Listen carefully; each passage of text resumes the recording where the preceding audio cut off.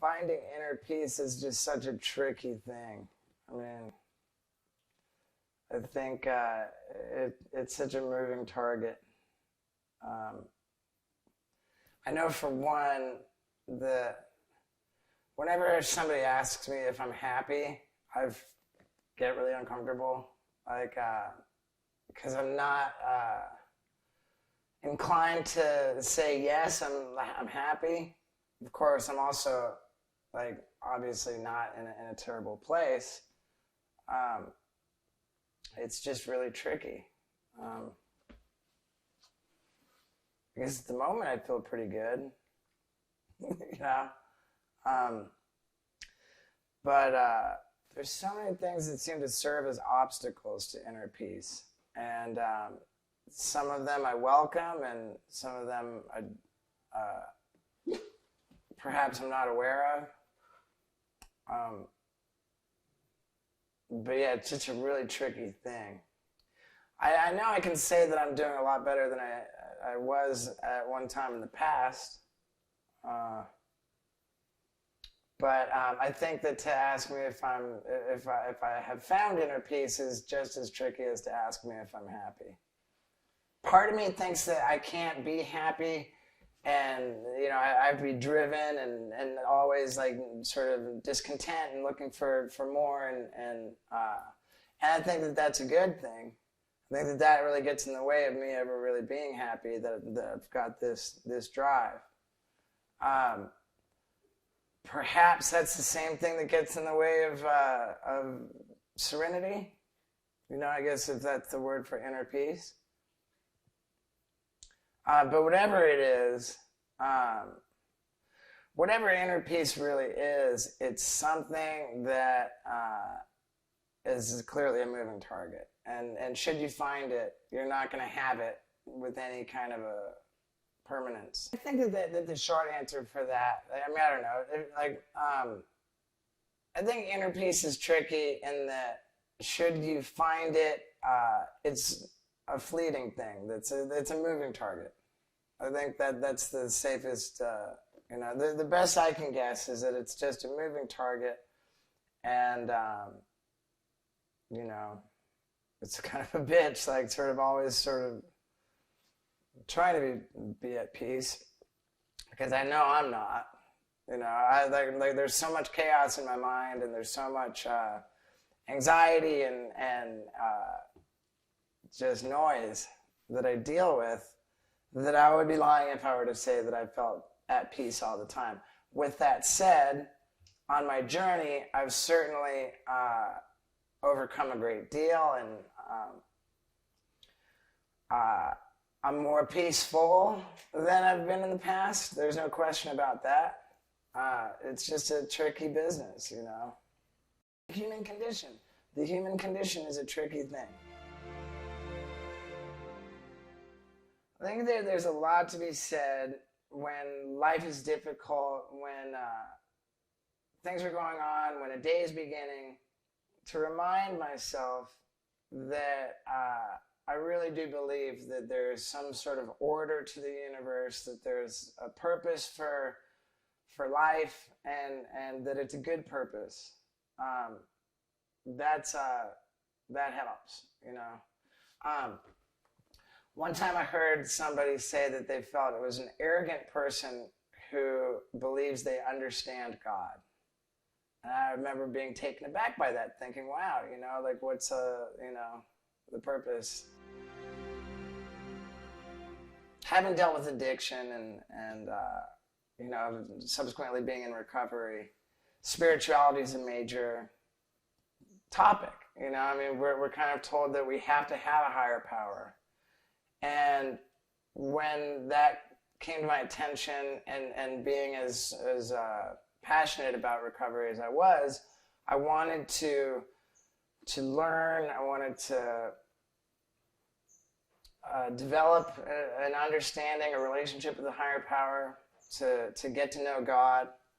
And in doing so, I found myself reading book after book about God, like Conversations with God, and you know, this and just all these. And I felt that the more I studied, the more I read, kind of the further I pushed away the concept of it. Like I wasn't gonna understand. And I heard somebody say that sober alcoholics, I heard someone say alcoholics are probably the only people arrogant enough to believe that they understand God.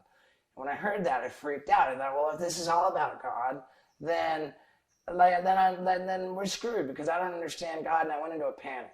And I called up a friend of mine, and I related this, sort of situation that I was in. And my friend said something very comforting to me. She said, I don't understand God either, but I don't have to understand God. I simply have to trust God. And that, even relating that to you right now, like brings about like a calm, a comfort for me. Like a really like meaningful thing. Like I think that that once you take away the urge, the pressure, like the need to understand God or the universe, and just simply trust the universe, then everything's okay. I think humans are woefully ill-equipped to understand God at all. I personally think that it's arrogant to claim that you're an atheist, because that's to say that you know for sure. And I almost think it's equally arrogant to I don't want to say to believe, but to know, because we don't know. We don't know anything. The tricky thing about the human condition is that here we are in the physical world, and to sort of we're in the physical world where we perceive, we analyze, like sort of with our mind, and we identify with our ego. And so how to not, like say for the concept of oneness, like God is one, and we're all connected, interconnected, and we're all essentially the same being. That's great. However, in this physical existence, there's clearly some separation going on. So, I almost feel like for all spiritual concerns, it's really important to be practical, and to sort of try not to bite off more than I can chew. I think that for me, understanding the universe or God, or however you want to put it, is really sort of not happening. And I'd like to switch out understanding with trusting, because it's a lot easier for me to trust than to understand. And by that, I mean that I can trust with some faith that there's an order to the universe, and there's a purpose for all of us being here, and that it's a good purpose. And starting from that point, then, okay, there's a reason for this, so I shouldn't just give up. I shouldn't, like screw things over because there's something working here that's important. I don't know what it is, and I don't understand it, but I trust that it's important. And just starting from that point, I think I can sort of have a purpose even if I don't understand it. When you talk about like an approach to life where you don't identify with your ego, and you sort of go with the force, whatever that may be, again, I think that that's kind of out of my reach. I think that when we look at all of the religions, this is sort of different spiritual ways of life, one common theme is service and thinking of others, which is where we overcome the ego, I think. And I think that for practical matters, that if we want to cease to identify with our ego, then the first thing we do is we find ways to be of service and think of others. That, for practical matters, in this tricky human condition, is the best rule of thumb. Well, I think love is what's missing, and in the absence of love, we're seeking comfort and pleasure to soothe ourselves. But to mistake comfort and pleasure with love, I think, would be false. I mean, and that's the human condition. We have a clear disconnect between ourselves and God. That's sort of our jam that we're in. And I think that any kind of religion or spiritual way of life would sort of agree that we're in a jam and needing salvation, ascension, you know. I mean, I can look back at my life, and before I got clean and sober 8 years ago, there's definitely a devil, you know, a monkey on my back, whatever you want to call it. But the thing is that we kind of want to look at the point where I put down the drugs and alcohol and think, oh, well, before that I had all these demons, and then now I don't. But that's really not the case. Like, you know, we put away the drugs and alcohol, and we haven't relieved ourselves of the condition. You know, I mean, if anything, like, I heard somebody say, I never suffered from alcoholism until I got sober, which is a pretty scary concept, because the alcohol was the solution. It was the, you know, the cure to you know, what goes on, you know, in the mind. And yeah, there's just no, I don't know, I guess like anything else, the relief, the inner peace, like it's really kind of fleeting. We see glimpses of it, and normally we see glimpses of it when we're helping somebody else and when we're concerning ourselves with their problems. That's kind of the key to it, and that's why we sober people stay sober by helping other people to get sober, for them to stay sober. And that's the closest I think we get to real inner peace. And again, it's a pretty temporary ordeal, you know. Is that there is no inner peace. I think this is and it's so frustrating, but I think the reality is that there is no inner peace so long as we're seeking validation outside of ourselves. You know, when we need the adoration of the fans, and, you know, the validation from the social media, and, you know, the money, the comfort in whatever form it may take, there's no peace. And the answer, as frustrating as it is that it must come from within, from a relationship with the force, the higher power, God. And it's such a difficult concept to really make tangible that we kind of chase it around, and the best that we can do is to find ways to be of service to others and concern ourselves with other people's things than our own. And that's about as close as I think any human has gotten to sort of write a prescription for inner peace. You know, like if there was a way that we could just sort of, you know, let it go.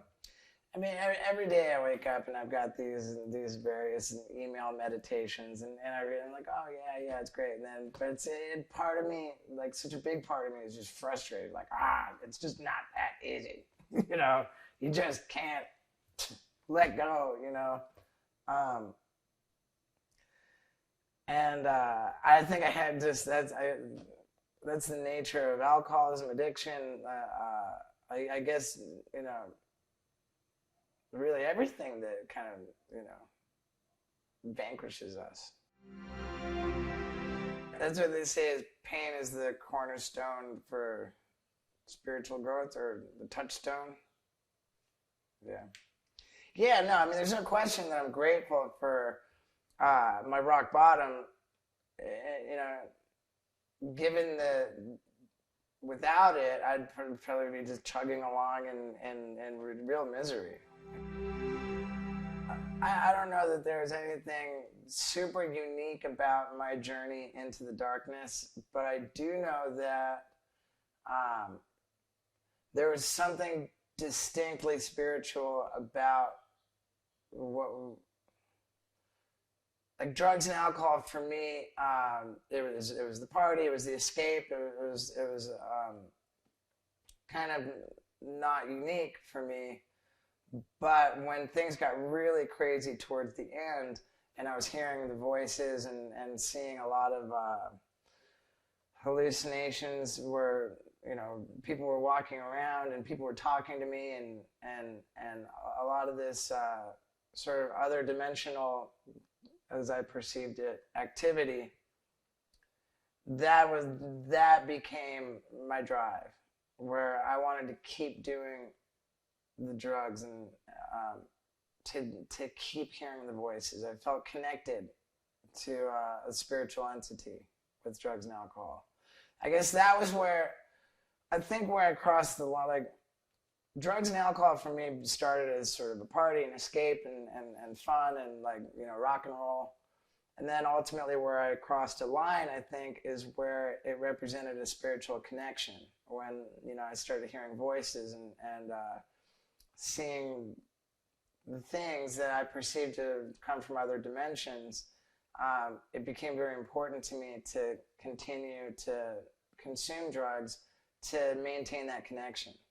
And I found that when I ultimately went to rehab and really committed myself to recovery, that all of that actually served to help me when I was presented with the idea of a higher power being the answer to my addiction. Because I had a relationship with a higher power that was based on drugs and alcohol, and it was really tricky to try to have a relationship with a higher power that didn't involve drugs and alcohol. And to this day, that remains tricky. Well, I mean, willingness is the key that opens up the door. You know, I mean, that's really what it is. And it's crazy because I look back on my life and I never learned how to run a dishwasher. I never did anything that I didn't want to do. Like, I was like borderline it was borderline physically impossible for me to do anything that I didn't want to do for my whole life. I mean, simply, like, but now when I decide that I want to do something, when I'm really turned on by something, then there's no stopping me. And there are a lot of cases that illustrate that. Now, how did being a recovering person go from the one area to the other? I don't know. Because anyone will tell you that the things that we do to nurture and cultivate recovery, they're not things that we're really, like, interested in doing, like thinking of others, praying, meditating, admitting our wrongdoing, you know, like making restitution for harm done. Like, none of these concepts appeal to any, like, like, I don't know. I'm a little bit perplexed as to how I sort of became willing. I know when it happened. I know that I was locked up in a psychiatric ward. I know that I just decided that even though I expected it would be very uncomfortable, largely difficult, that I needed to do whatever it took to learn how to live clean and sober and stay that way. I knew that I felt it was going to be terrible, that I was going to hate it. Like, oh God, this sucks, was sort of the feeling that came over me, but I have to do it. And that was a moment where I decided that I was going to go to rehab and get involved in all this. Very shortly after making that decision, I felt, it's not going to be that bad. I'm going to be able to help people. Like, this is going to be great. And therein, like, I became sort of gung-ho about it. But my motivation became questionable, like, very quickly, because I soon was thinking, like, oh, this is going to, you know, just sort of bring opportunities to me, you know, like it's going to be a revival of my career or whatnot. So it really required, you know, it required for me to go into recovery with the wrong motivation, which was to benefit, you know, from sort of people's thinking. I felt like, oh, the world's going to owe me, you know, like if I do this. And I needed to go into recovery with the wrong motivation, which was to see what I could get out of it for myself. And which is what I did. And when I got into recovery and I started sort of, you know, taking that honest look at myself and my past and doing the inventory work, I was introduced to what a nasty person that I had become. And the reality of sort of my situation was really repugnant. And I was disgusted with myself, and then I became really desperate to be in recovery for the right reasons. And that was where the real change happened, which was sort of a few months in. And that's where the willingness initially came from, well, what can I get out of it for myself? And then ultimately it changed into, wow, like I'm desperate to fundamentally change who I am into somebody who I can live with. And that's kind of what has kept me going. Yeah, sir. I mean, service. It's amazing how, you know, when it comes to like you know, picking up the phone for, you know, the new guy that you know, you're sort of showing the way. It's always like, oh, here it is, like I got to do this, you know, like almost any kind of service work, you know, whether it's involved in an addiction or something else, it's a chore when it comes up, like, oh, I'm gonna have to, like, I know that I have to do it, so I do. I'm like, you know, but I do it, and I'm grateful. But then it's when I'm doing it, I don't even realize it. Oh wow, that's when the magic is working. And then after, like right at the end of it, it's like, wow, like I feel completely better. But again, it doesn't stick. You know, always the next time the opportunity to be of service arrives, like, oh, here it is, I got to do it. And yeah, I got to do it, and I do. I just wish that the inner peace came when the opportunity arose. You know, thank God I have like some kind of a level of discipline to just do it, even though I don't want to. But the payoff is always the same, so I don't understand why it doesn't, you know. When it comes to like just sort of being friendly and nice to people, it's easier to be nice to people than it is to be a dick. There's no question about that. You know, I look at people who like turn down like photos with fans and stuff like that, and it's just so much more work than it is to just be nice to people.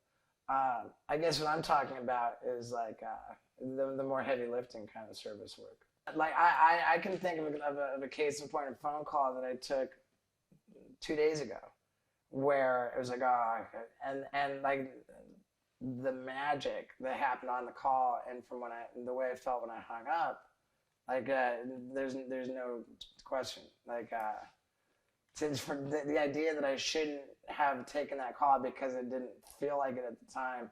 Like I know better than that because I know what all happened. I know the process. So I don't know. I guess that's kind of like my little thing. I've all kinds of guilt. Oh my God.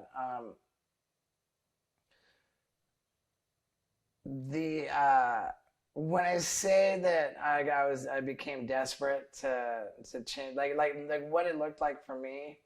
If I'm honest, I can look at how my journey in recovery started, and I can say that I was motivated by what I was going to get out of it, like what opportunities would, you know, come with my, you know, getting sober.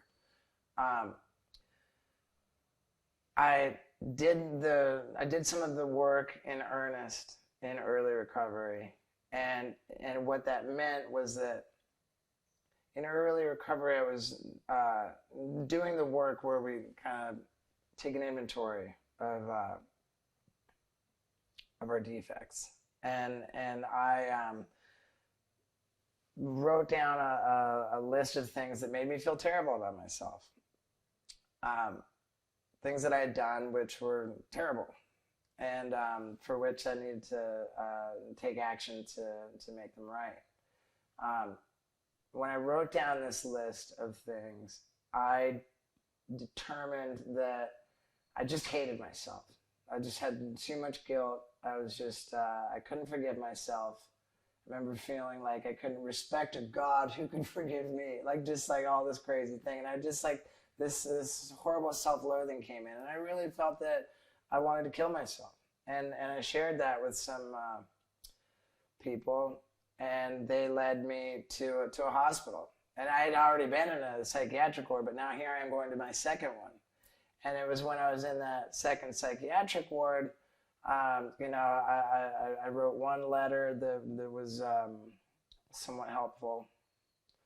I read something I'll never forget, which talked about the history of every alcoholic is plagued with specters of humiliation and you know, guilt and shame, and that when we turn a certain corner, that the purpose of recovery is to turn that shameful guilt sort of to an asset, to where, like, having you know, gotten through it, I can look at everything. I mean, that's what it was. When I was in that second psychiatric ward, and I read something which indicated that everything I feel so terrible about is actually an asset to me, because A, it's the fire underneath my ass that makes me want to get better and be in recovery for the right reasons, you know, to not be this guy who I can't stand and who I feel like I want to kill myself, and B, that to have kind of come through that and made my life better, that everything that made me feel terrible is now like my most valuable asset, because I can use it in my past to help other people. Forgiveness was really difficult for me. Forgiveness was super difficult. I had "I forgive you" written on my bathroom mirror to, you know, every time in the morning when I brush my teeth. Like, you know, I had like real problems with guilt and forgiving myself. And now looking back on it, I think it's kind of silly, because there wasn't anything I did that was really so terrible. I think that where I got really kind of sucked into it and all the self-loathing, again, is the ego. You know, like, it's sort of like to say that, you know, I don't think much of myself, but I'm all I think about. You know, like where I decided I hated myself, it was just me thinking about me, you know, and being self-absorbed and self-obsessed. When I can look at it at this point and really honestly recognize that it was more of an exercise in just being self-obsessed than accomplishing anything. You know, I hadn't done anything so terrible that I should want to kill myself, or or anything, you know? I mean, the purpose of the inventory work is to identify which behaviors don't serve us and to discard them and to move on in a more productive way. By taking inventory and sort of putting myself on trial and deciding that I hated myself, that wasn't recovery. That was just self-obsession and self-loathing, which is all ego. So I'm just not in any position to speak on overcoming like ego and you know, I mean, I have sort of moments of it, but yeah, I get dragged down into that same crappy hole. Especially when it's your job, you know? Like, I know that when I first got into recovery, it wasn't lost on me that my career is so ego driven, and my recovery requires me to smash the ego and to overcome the ego, and my job requires me to sort of feed and lead with the ego. Done that sort of helped me and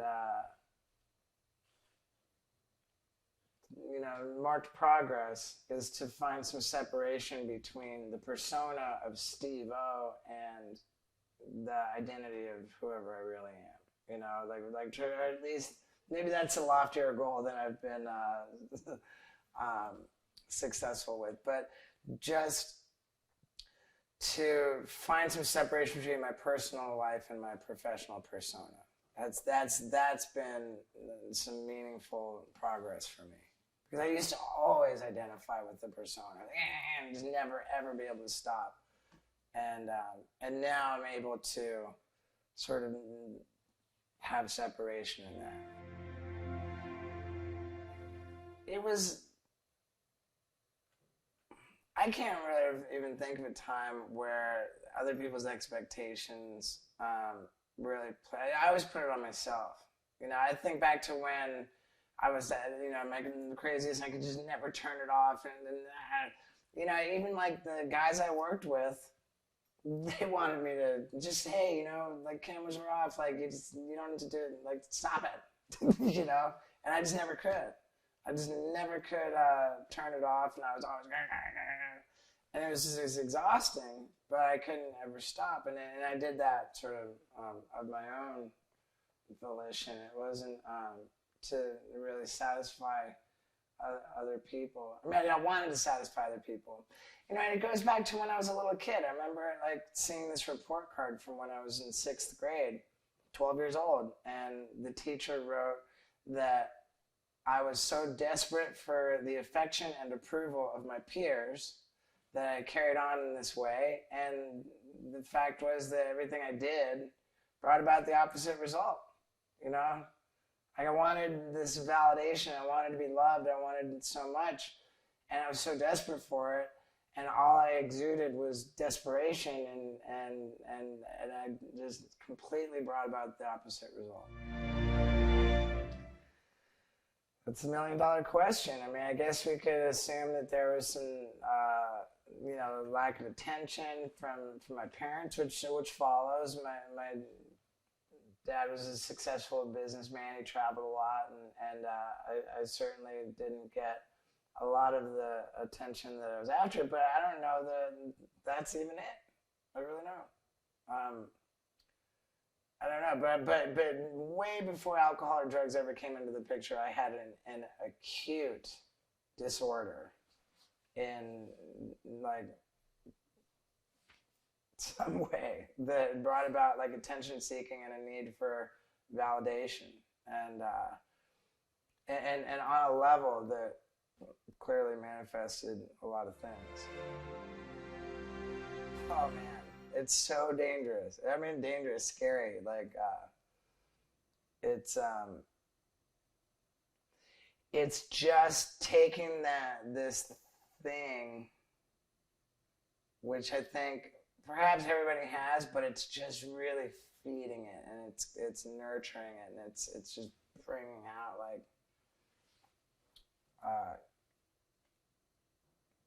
yeah. And I mean, I don't know, like I think it took a certain like, before social media, I think it kind of took maybe a certain sort of person to find ways to really feed that part of the ego, or I guess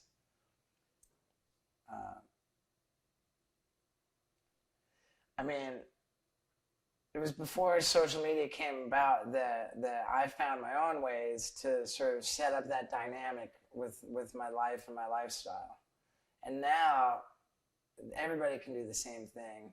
It's almost like everybody is really hard at work in cultivating in themselves like everything that I saw so terribly go wrong with me. And it's scary. You know, not to say that everybody's going to have the problems that I had, but I think it's definitely scary that this dynamic is in place for everybody in a way that I don't think it was before. I think it's a scary situation going on in the world, and particularly with attention seeking and kind of the celebrity obsessed social media lifestyle. But at the same time, I can fall back on that very basic belief that there's a purpose to all this. You know, and it's so like so simple and helpful. You know, I mean, I know Albert Einstein found a profound and unshakable faith in God based on the precise and immutable laws of the universe. He saw that the world is governed by these laws like gravity that are never broken. And in that, he sensed an order and a purpose, and it gave him a comfort and faith.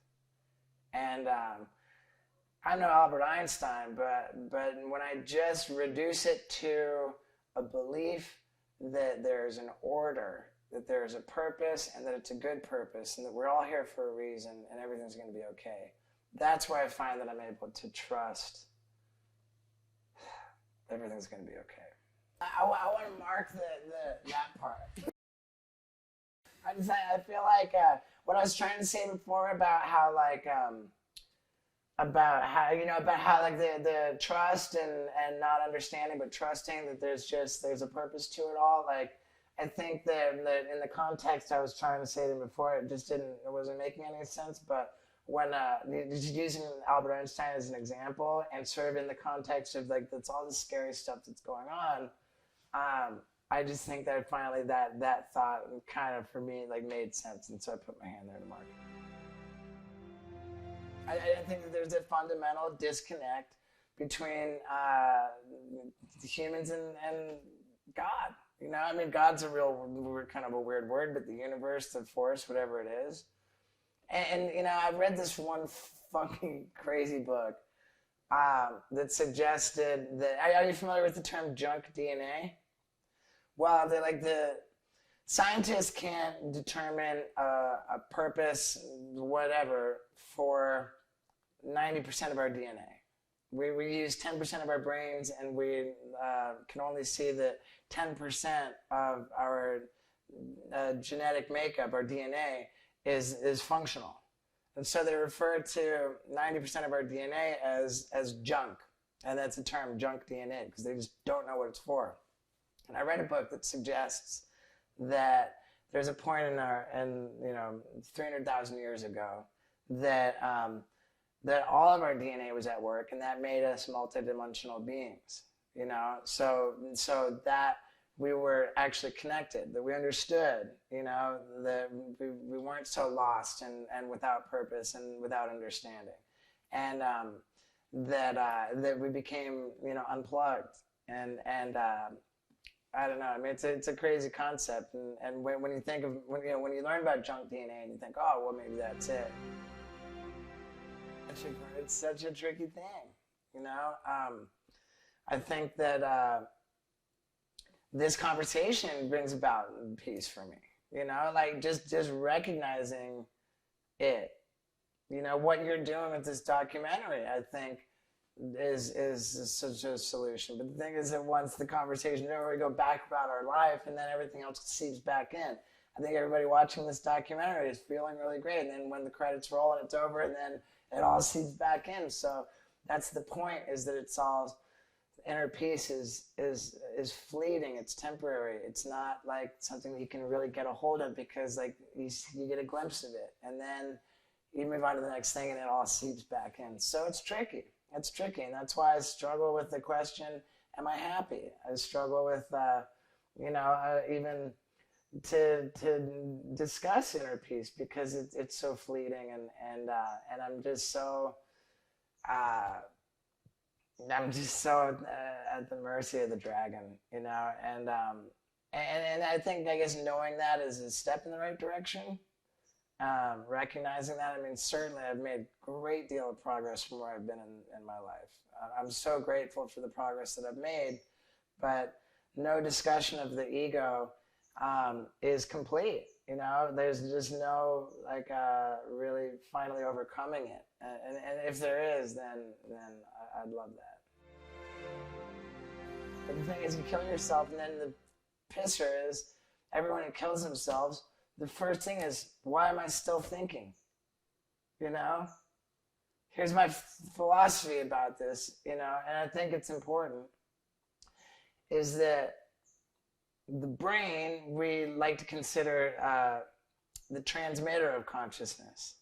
But it's not. It's a receiver of consciousness. The physical body doesn't generate our consciousness, our existence. It's like to take suicide. And by the way, I'm a little proud of this, because I came up with this metaphor, right? Like suicide, you think, you know, I can't stand it, I'm gonna end it.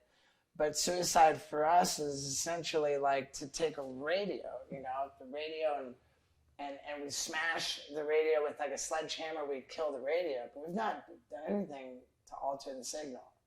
So we kill ourselves, and then there's still the signal. We've not done anything.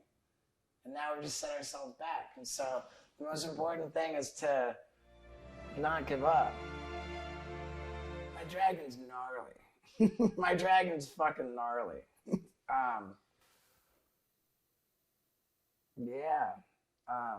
And I love that. I'm really just so grateful for this whole conversation, you know, because it really, you know, it's like it's such an ebb and flow and a fluctuate, you know, and I think that you've gotten to me. You've almost come to save me in a way, you know, because I think that you know, over the course of the last 8 years, my dragon has kind of fluctuated in size, and I think that most recently, lately, it's pretty big, and it's pretty scary, you know. And I think that for me, like my dragon takes gnarly shape. Like here now, I'm like you know, I'm a guy who has identified with like adolescence, you know, like my livelihood, like my, you know, everything that my identity is largely based on adolescence. And now, you know, I'm 42 years old. Like I'm clearly not an adolescent anymore. And like, you know, like if I identify as you know, an entertainer in the entertainment industry, you know, it's like okay, now I'm like old, you know. And I guess anybody has that, you know, like getting old, like, you know. And so that like really makes the dragon become scarier. Yeah, that the dragon's been feeding on that a lot for me. You know, I wanted to see the guy who had the career and then it's over, and now he's like totally okay, like, you know, because I mean that's more appealing to me than trying to chase my tail and keep the career going, you know, as SteveO. I would way rather be like content with somebody asking me, hey, like, do you have another like movie, another like show, another project? Like that question gives me such incredible anxiety. I feel like I always have to have the answer. I would love to be able to say, you know what? No, I don't care. You know, I would love to stop chasing my tail and try to seek this validation from the rest of the world and millions of people who I don't even know, and just be okay doing nothing. You know, I would love that. And that's sort of the battle that I'm fighting. I'm a work in progress, and I think that I'm kind of growing towards that, I like to think, but I'm not entirely there, not at all. One thing that's helped me a lot is to change my lifestyle to be more compassionate. You know, there's no question about that. It started for me with stopping eating meat except for fish. And when I would go to the restaurant and order the veggie burger instead of the hamburger, just that little decision, you know, even though the hamburger might be more delicious, the reward that I felt for choosing the veggie burger was more gratifying than the taste, you know. And that helped me. That helped me in my journey. I found that I was able to build self-esteem through what we refer to as esteemable acts, and just making a choice to have the veggie burger instead of the meat burger. That was an esteemable act, and that sort of built me up. What helped me was I moved into what's called sober living, and it had structure. I was in this community, you know, and I moved into oh, Walter, such a good boy. I moved into a sober living, which is basically a halfway house. And there was structure there. There were, you know, people there that I was sort of in a community, and I stayed living there until I had been sober for 2 full years. At which point, there were no more negative influences.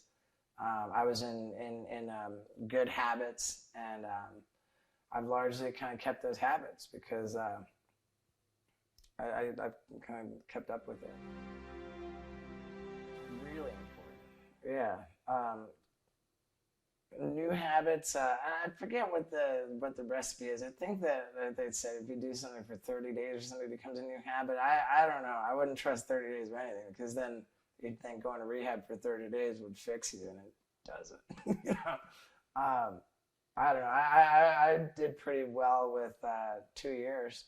You know, 2 years of living in a structured, sober living environment. I'm so grateful I did that. It all started for me at the psychiatric ward, which my buddies locked me up in. I went from there to the rehab center, and Dr. Drew was the director of the chemical dependency unit. And I remember seeing him when I was checking into the rehab. And I told Dr. Drew, however long you recommend that I be in this rehab, I want to stay significantly longer, because I know that the odds are against me, you know, being an addict. And I want to give myself every advantage that I can. And what Dr. Drews said, I'll never forget it, because I was basically handing him an empty, blank check. And he said, that's great. I love that you're this passionate, that you have this willingness. He said that I recommend that you be here for just 30 days. And if you are as serious as you say you are, then I recommend you go into a sober living, you know, a halfway house, and sort of stay there and kind of get in a routine and you know, form your habits. And so that's what I did. And again, I stayed until I had been sober for 2 years. And that was, I mean, of course, there was a lot more that I did other than just physically live there. But as far as,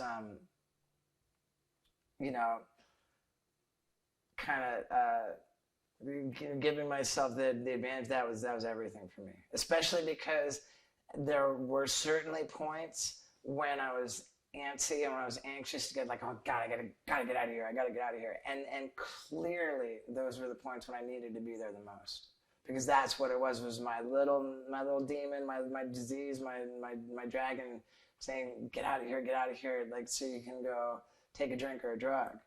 And by the virtue of the fact that I was there and I just stayed put, I got through those times. And I remember it also fondly because the times when I wasn't antsy and anxious to get out of there, I was fine, So when I needed to get out of there, it was when I needed to be there. And I'm really so glad that I stayed. I guess, I think that probably the best advice is to, hang on to your desperation, like, is it really, like, any meaningful battle against the dragon requires, like, an intense desperation, like, I should say that my advice, my words of encouragement is that I hope that you're desperate, and I hope that that your situation is bad enough that you're willing to really, like, do whatever it takes. Because it's intense, and if your dragons are like my dragons, I hope that your situation is terrible, because that's what it takes to bring about change. A desperation, like an intense desperation, a willingness to do anything, whatever it takes, and with that desperation and with that willingness. Comes really beautiful things. And don't expect everything to change all at once, because it doesn't. We make progress. I think I'm a good example of a work in progress. Watch this. Do my babies want to go walkies, yeah, we go walkies.